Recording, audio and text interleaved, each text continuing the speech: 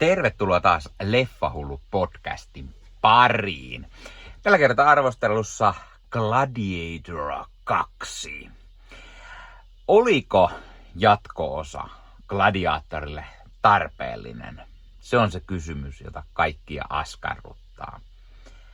Ei, se ei ollut tarpeellinen, mutta koska eka on yksi kaikkien aikojen parhaista elokuvista, niin oli pakko mennä heti ensi-iltaan katsomaan tämä Gladiator 2 ja katsoa, että osaako Ridley Scott tehdä edes jollain tavalla järkevän jatko-osan Gladiatorille. Ridley Scott kuuluu ehdottomasti meikäläisen lempiohjaajan joukkoon, niin siinäkin oli heti hyvä syy käydä se katsomassa.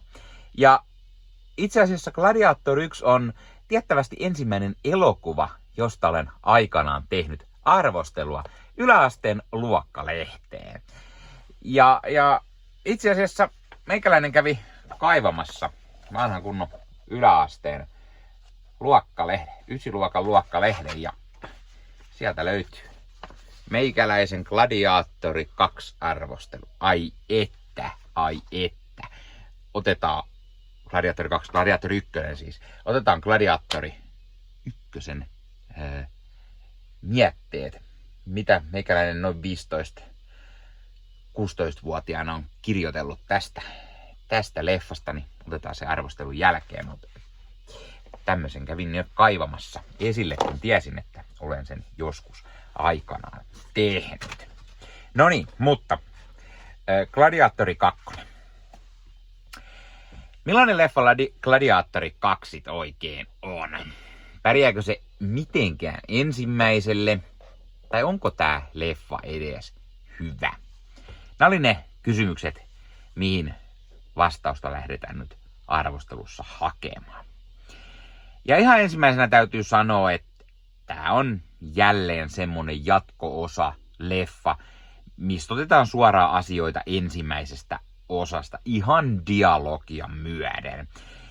Se vähän ärsyttää, että sitä on pakko tehdä. Käytetään niitä vanhoja tuttuja laineja edellisestä leffasta.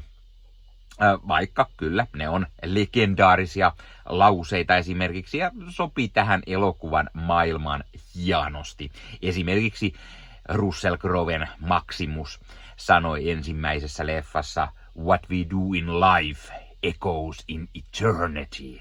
Ja kyllä, sitä käytetään myös tässä elokuvassa. Mutta oli vain yksi niistä, niitä on useampiakin. Mutta sitten on ihan myös kohtauksia, kuten tämä Paul Mescalin hahmo Hanou, joka tökkää miakan maahan, hieroo käsinsä sitten hieman hiakkaa, aivan kuten Maximus tekee siinä ensimmäisessä leffassa.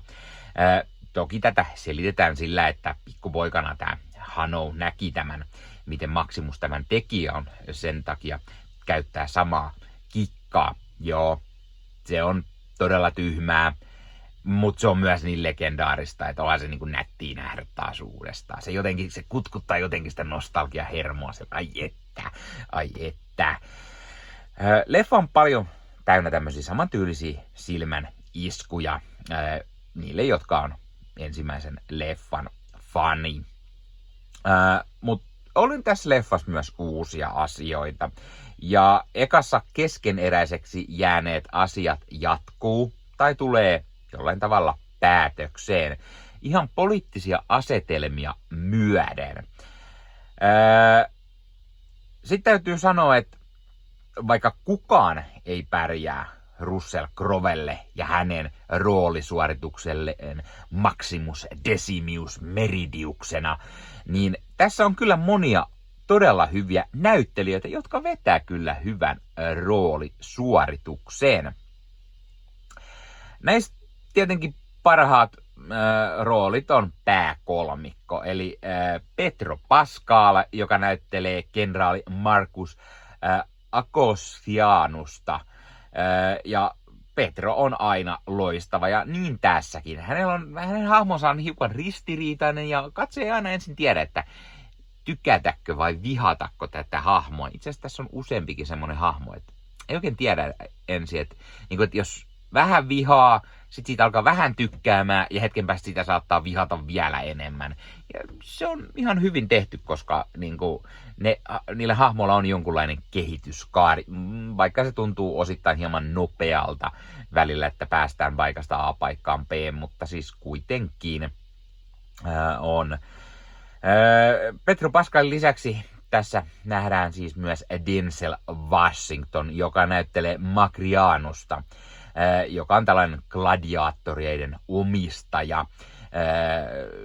Hän sitten kouluttaa gladiaattoreita areenataisteluun, tai niitä orjia gladiaattoriksi ja areenataisteluun, ja lyö sitten vetoa niistä, ja onpa hänellä vähän kaiken näköisiä mielenkiintoisia suunnitelmia. Ja sitten on tietenkin Paul Mescal, joka näyttelee tätä Hanoa, joka paikoin ehkä liian samantyylinen hahmo, mitä Russell Crowe ekassa Gladiatorissa. Mutta silti Paul Mescal on varsin toimiva roolissaan. Sen lisäksi nähdään myös muita näyttelijöitä, tuttuja näyttelijöitä ensimmäisestä leffasta. Eli Connie Nielsen palaa Lucilla, eli tämän keisari Marcus Aureliuksen tyttären rooliin. Hänellä on tämmöinen ihan ok, hyvä asema Roomassa, mutta hän on sivutettu täysin ja jäänyt vähän sitten pimentoon. On uudet keisarit, jotka siellä pitää valataa. Connie Nielsen toimii varsin hyvin tällaisena, no aika sama mitä hän ensimmäisessäkin vetää. Sama roolihahmo se kuitenkin on. Sitten me nähdään legendaarinen Derek Jacob, joka näyttelee senaattori Gracchusta.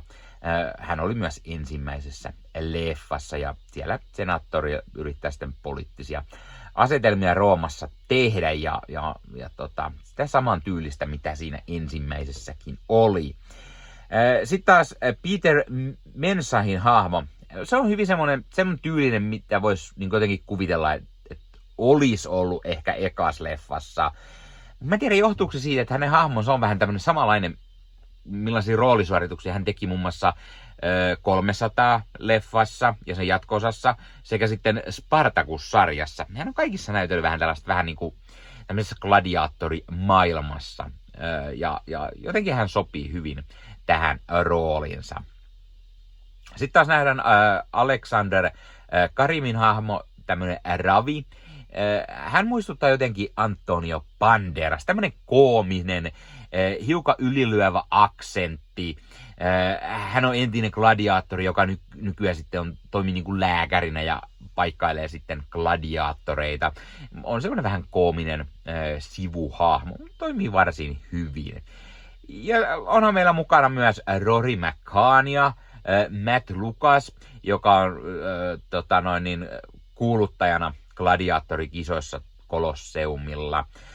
Sitten Joseph Quinn ja Fred Hetzinger, he näyttelee kaksoiskeisaria, Getaa ja Caracallaa.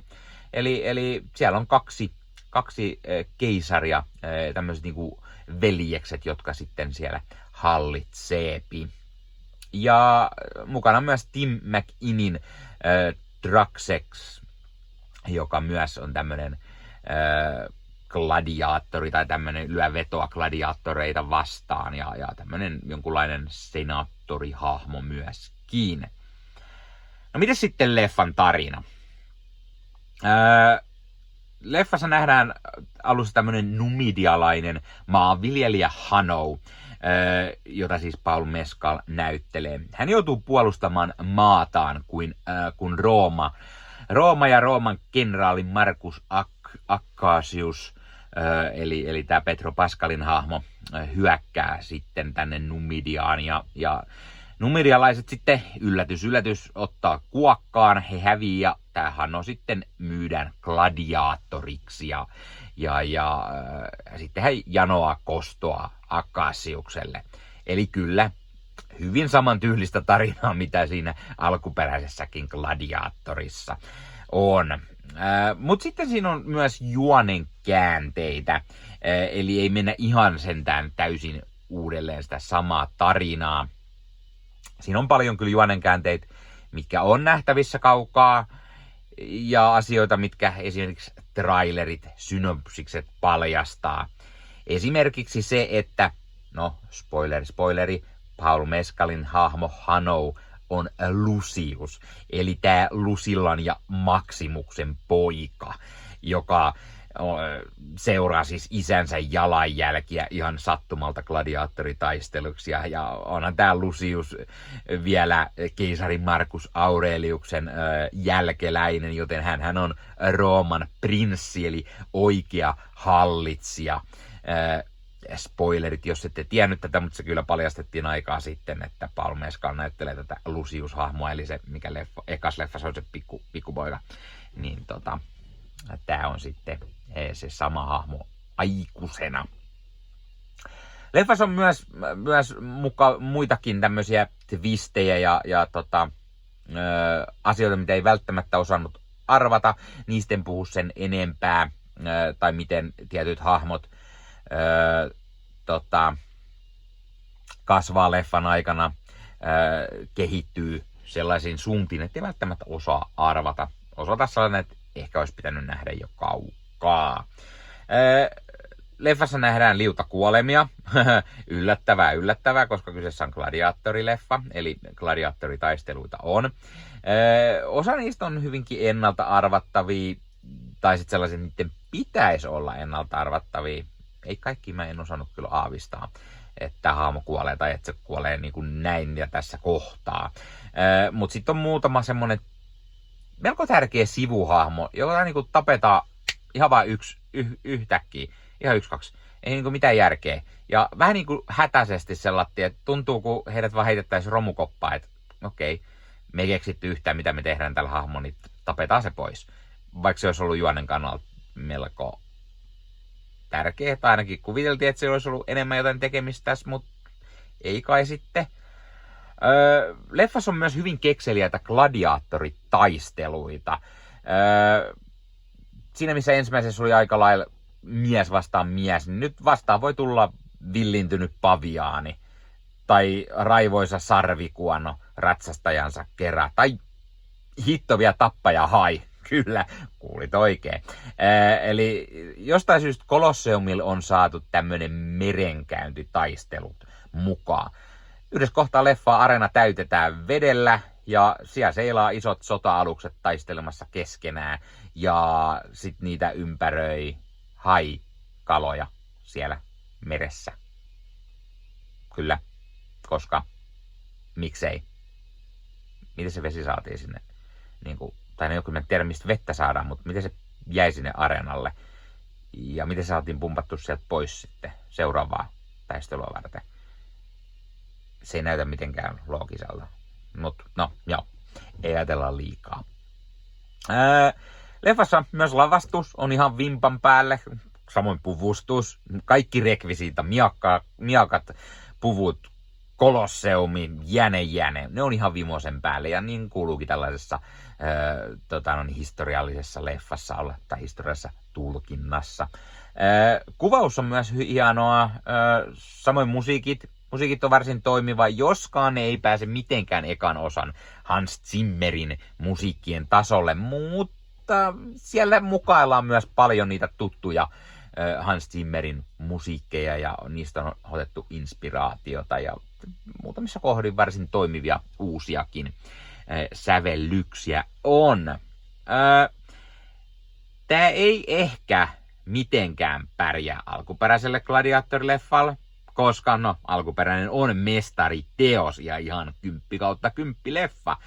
Mutta tää on ihan saakelin viihdyttävä tämmönen epokkileffa ja Ridley Scott näyttää jälleen hienosti, että hän hallitsee edelleen tämän tyyliset historialliset miakka- ja sandaalileffat. Ja tämä ei myöskään ole mikään Oscar-voittajaleffa, mitä ensimmäinen oli, vaan tämä on pikemminkin semmonen vähän perus blockbuster-jatko-osa. Eli kaikki niinku isommin, verisemmin, yllätyksellisemmin. Mutta silti tämä on varsin viihdyttävä ja toimiva leffa. Silti mä kyllä ihmettelen oikeasti, että minkä ihmeen takia Ridley Scottin on pakko tehdä esiosia, jatko-osia omille hittileffoilleen. Jopa 24 vuotta myöhemmin, niin kuin tässä tapauksessa. Kyllä, 24 vuotta meni ennen kuin Gladiatorille tehtiin jatko. Kyllä, mä oon yllättynyt, miten hyvin tää leffa toimii. Ja kuten mä alussa sanoin, niin pärjääkö se mitenkään ensimmäiselle? No ei. Tää ei pärjää mitenkään ensimmäiselle, koska se ensimmäinen on vaan ihan peranan timanttinen leffa. Tää matkii vähän liikaa asioita, se tuo niitä nostalgia-asioita, vuorosanoja, samanlaisia kohtauksia, mutta ne toki toimii, mutta se myös vähän rokottaa sitä, että tämä ei nyt ihan täysin ole loppuun asti ehkä ajateltu. Onko tämä hyvä? On. Mä tykkäsin tästä. Ja jatko-osana mun mielestä on varsin toimiva. Semmoinen iso, viihdyttävä action blockbuster. Sitä tää ennen kaikkea on. Täällä on myös paljon historiallisia epätarkkuuksia varmasti, mutta ei kannata miettiä sellaisia asioita liian vakavasti. Tää on Ridley Scottin leffa ja kyllä se näkee ja niin kuin tuntee, että tää on Ridley Scottin leffa ja Gladiatorin jatko-osa.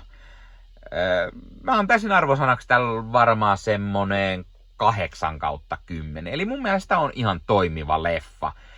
Ei pärjää mitenkään ensimmäisellä, mutta tosi viihdyttävä ja kyllä mä ehdottomasti suosittelen. Kannattaa mennä leffateatterin katsomaan. Tää kuuluu nähdä isolta kankaalta. Tää on semmonen iso epokkileffa ja mä sanoisin, että varmaan isoin mitä tässä nyt loppuvuonna enää tulee. Mutta kannattaa käydä ehdottomasti katsomaan. Kerro kommenteissa. Onko sä nähnyt tämän leffan? Gladiator 2. Tai onko mennä katsomaan sen? Ja jos sä oot nähnyt sen, niin mitä mieltä sä olit siitä? Tykkäsitkö? Etkö? Miksi et? Tai tykkäätkö sä ensimmäisestä leffasta? Mitä mieltä sä oot siitä ekasta leffasta? Mikä on sun suosikki Ridley Scott-leffa? Entä mitä mieltä oot näyttelijöistä? Pedro Pascal, Denzel Washington, Paul Mescal. Ootko nähnyt Paul Mescalilta jotain muita roolisuorituksia? Mikä on sun lemppari roolisuoritus Paul Mescalilta? Entä Pedro Pascalilta tai Denzel Washingtonilta?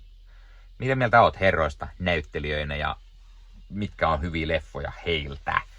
Ja sitten tähän loppuu, kuten mä sanoin, meikäläisen ihan ensimmäisiä arvosteluita, mitä mä joskus aikanaan on yläasteen 9-luokalla tehnyt. Tämän näköinen. Tässä kerrotaan siis, että Gladiatori, ohjaaja Ridley Scott ja käsikirjoittaja David Franzoni, John Logan, William Nicholson, jäne on tuotantoa, kuvausta, musiikit Hans Zimmeriä ja pääosissa on Russell Crowe ja Joaquin Phoenix ja Connie Nielsen ja Oliver Reed ja Richard Harris jäne. Ja tämä arvostelu kuuluu siellä tavalla, että antiikin Rooma vuonna 180 keisari Marcus Aurelius joukkoineen valmistautuu viimeiseen yhteenottoon kapinallisia germaaneja vastaan.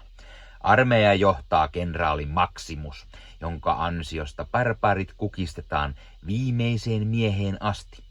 Vallanvaihtoon valmistautuva keisari pyytää yllättäen Maximusta seuraajakseen, siksi aikaa kunnes senaatin valta palautetaan.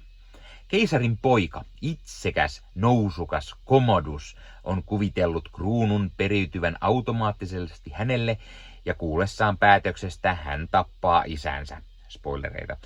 Commodus keksii saman tien murhauttaa myös Maximuksen, joka onnistuu päihittämään teloittajansa ja pakenemaan. Yhtä onnekkaasti ei käy hänen perheelleen. Maximus kaapataan tuhotulta kotitilaltaan orjakaravaanin matkaan, koulitaan armottomaksi gladiaattoriksi ja kuskataan aina Kolosseumille asti kohtaamaan valtakunnan pelätyimmät tappajat. Aitiopaikalla taistelusta nauttii täysin siemauksin gladiaattoriottelut uudestaan käynnistänyt Commodus, jolta Maximus aikoo tilittää kalavelkansa runsaiden korkojen kera. Gladiator-elokuva voitti 5 Oscaria. Minun mielestäni elokuva oli erittäin hyvä. Elokuvassa on hyvä juoni ja hyvät näyttelijät. 5 tähteä. Siinä on meikäläisen ensimmäinen arvostelu siis. ne, jotka katsoo YouTubesta, niin tässä on tää koko juonikuvaus on aika lailla semmonen, että lieneekö otettu ehkä Wikipediasta lähes suoraan, vähän itse ehkä muokattu jotain, jos on. Ja itse arvostelu on nämä muutama lauseet tässä, jossa siinäkin tässä puhutaan, Gladiator-elokuva voitti 5 Oscaria, eli minun mielestäni elokuva oli erittäin hyvä. Elokuvassa on hyvä juoni ja hyvät näyttelijät. 2 lauseen arvostelu käytännössä. Ja tähdet näkyy tuolla ylhäällä. Siellä on 5 tähteä. On ollut varmaan vähän laiska kirjoittamaan myös silloin. Ja sanoisinko, että ei siinä ole paljon vaivaa nähty, että on saatu luokkalehteen ensimmäinen arvostelu. Mutta kyllä 9-luokalla kauan ennen kuin meikäläinen tämän podcastin aloittanut tai leffojen arvostelut, niin nähtävästi silloin myös siis arvostelin elokuvia, koska pidin niistä jo silloin todella paljon ja kerroin mietteitäni koulun lehteen. Eli terveisiä vaan kaikille, jotka samaa koulua meikäläisen kanssa käynyt. Semmonen. Kertokaa kommenteissa, hei. Oletteko te kirjoitellut johonkin koululehteen arvosteluja jostain leffasta esimerkiksi? Koska tää oli meikäläisen 9-luokan luokkalehti. Löytyy edelleen perhana vielä tallesta koko lehti. Tää on aina meikäläinen on tän säästänyt ihan vaan sen takia, että meikäläinen haluaa pitää tän muistona ja varsinkin nyt tämän arvostelun takia. Tää oli hyvä. Ja hei, jos katsot YouTuben puolelta, niin pistä peukkuun, jos pistä kanavatilauksen muistoskellosta päälle. Näitä aina, koska tulee uusia videoita ja sen lisäksi auttaa kanava kasvamaan. Eli kiitos kaikille, jotka olette kanavan tilanneet. YouTuben puolella siellä on jäsenyydet, superominaisuudet päälle. Sieltä voi jäsenet tulla kanavan jäseniksi ja sieltä saa erikoismainintaa esimerkiksi tohon nimen, kun on kanavan jäsen ja sit saa erinäköisiä hyviä asioita. Näkee ennakkoonkin. Esimerkiksi tämänkin on nähnyt varmasti jo aikaisemmin, jos on kanavan jäsen, tämän videon sieltä ja muita videoita tulee. Esimerkiksi täällä on paljon täällä leffahuoneessa kaiken näköistä, mistä on tulossa lähiaikoina varmasti video, niin niitäkin näkee sitten ennakkoon, kun on kanavan jäsen. Joskus tulee jopa pelkästään jäsenille tarkoitettuja videoita. Ja sen lisäksi on kaikki korostettuja vastauksia ja tilaa tämmöisiä merkkejä ja muuta kaikki. Kyllä te tiedätte YouTube-juttut. 0,99 € kuussa tai 2,99 € kuussa, niillä saa erinäköisiä asioita, kun tilailee tai on kanavan jäsen. Ja niitä supertykkäyksiä, superkommentteja, kaikkea voi laittaa, niin siitä tulee muutamat 10 sentit sitten tähänkin suuntaan. Eli kiitos kaikille, jotka olette niitä laittaneet.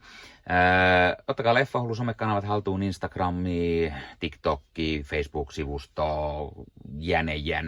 Meikäläinen tekee Marvel Podcast Suomea, Star Wars Podcastia ja sitten sen lisäksi meikäläinen kuuluu Leffamediaan, jos on yli 30 sisääntuottajia, jotka rakastavat leffoja ja sarjojen katsomista, niiden arvostelemista ja kaikkeen leffoja ja sarjoihin liittyvää. Sieltä löytyy leffa- ja sarja-aiheiset uutiset, huhut, trailerit, sieltä löytyy haastatteluja, kaikennäköistä leffa- ja sarja-aiheista.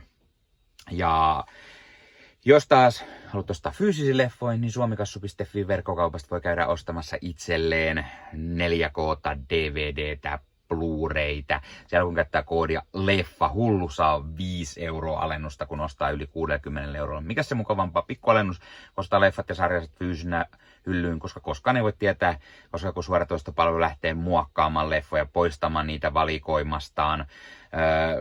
Usein kuvan ja äänenlaatu kärsii, koska suoratoistopalvelun bittivirta ei riitä. Kun leffa on fyysinä hyllyssä, siinä on paras mahdollinen kuvan ja äänenlaatu ja silloin niin kuin tietää, että varmasti saa laatu. Sen lisäksi fyysinen leffoissa on esimerkiksi bonusmateriaaleja elokuvan tekemisestä. Ostat jonkun erikoisjulkaisun, tyylikäs steelbook vaikka tai premium-julkaisu, niin tulee kaikennäköistä lisähärpäkettä myös mukana, magneetteja, julisteita, kirjasta, vihkosta sen leffan tekemisestä, kaikennäköistä muuta mukavaa. Sen takia fyysinen formaatti on aina jees. No niin, tää oli Leffahullu podcast tällä kertaa. Ei muuta, ensi kertaa. Se on moro.